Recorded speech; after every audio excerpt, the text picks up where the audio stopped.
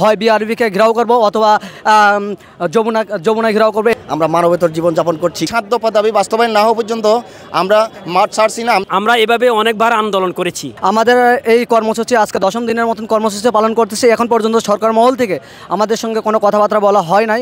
এ মর্মে আমরা আমাদের ভিতর যে ক্ষোভ, যে জ্বলন্ত আগুন, সেটা হয়তো বা বহিঃপ্রকাশ আমরা করতে চলছি। যেহেতু সরকার মহল থেকে আমাদের সঙ্গে কোনো কথাবার্তা বলা হচ্ছে না, সেহেতু আমরা হয়তো বা অতি শীঘ্র একটা সিদ্ধান্ত গ্রহণ করতে পারি, হয় বিআরবিকে ঘেরাও করব অথবা যমুনা ঘেরাও করবো। এরকম কোনো একটা কর্মসূচি ইভেন না হলে আমরা পদযাত্রা শুরু করব। যেহেতু আমরা এখানে আজকে 10 দিনের মতন এখানে আমাদের কর্মসূচি নিয়ে আমরা এখানে পড়ে আসি। এখন পর্যন্ত আমাদের কাছে সরকার মহল থেকে ইভেন পল্লী বিদ্যুৎ আইন বোর্ডের যে হচ্ছে চেয়ারম্যান মহল থেকেও কোনো কথাবার্তা বা কেউ আমাদের সঙ্গে এসে কোনো খোঁজ খবর নেন নাই। আমাদের দাবি না মানা পর্যন্ত আমরা এখানে অবস্থান করব, হয় মুক্তি না হয় মৃত্যু, এই স্লোগান নিয়ে আমরা এই শহীদ মিনারে অবস্থান করতেছি।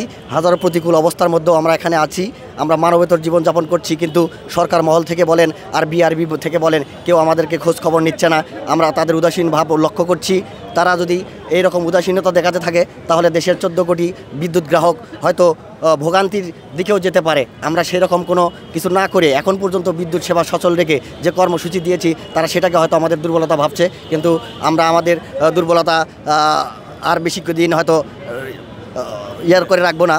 ঠিক আছে, আমরা আগামীতে অবশ্যই আমাদের কেন্দ্রীয় নেতারা আমাদের দাবি মেনে নেওয়ার মতো এরকম চরম কোনো সিদ্ধান্ত উপনীত হবে।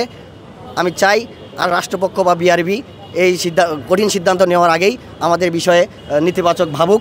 এতদিন যেটা অগোচর ছিল সেটা আজকে জাতির সামনে প্রকাশ হয়ে গেছে।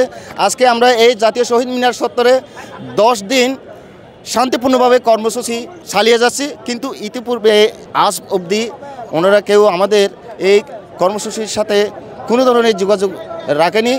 তবে আমাদের যে মূল দাবি, সেই 7 দফা দাবি বাস্তবায়ন না হওয়া পর্যন্ত আমরা মাঠ ছাড়ছি না। আমরা এখানে অবস্থান করব, প্রয়োজনে আমরা সামনের ঈদ উল আজহা এখানেই উদযাপন করব। আমরা এভাবে অনেকবার আন্দোলন করেছি, কিন্তু তারা আমাদের আন্দোলন মেনে নিয়ে একটা ভুয়া কমিটি, বিদ্যুতায়ন বোর্ড এবং আরবি মিলে এবং পিবিএসের বিভিন্ন দালাল চক্র তার সাথে জড়িত হয়ে তারা একটা ভুয়া কমিটি করা হয়।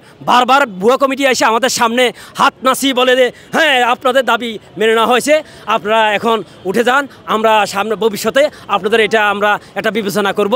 আমাদের ফার্স্ট ক্লাস কমিটি এই বিভিন্ন ধরনের মানে মিথ্যা অপবাদ দিয়ে আমাদেরকে এখান থেকে তোলা হয়। এই পর্যন্ত আমরা 2022 সাল থেকে 24 সাল পর্যন্ত এবং সর্বশেষ 25 সাল পর্যন্ত অনেকবার আন্দোলন করেছি। এই আমাদের দাবি সেম দাবি, কিন্তু এই দাবি মেনে না নিয়ে মিথ্যা অপবাদ দিয়ে আমাদের কমিটি করে বলে বিদায় করে দেওয়া হয়।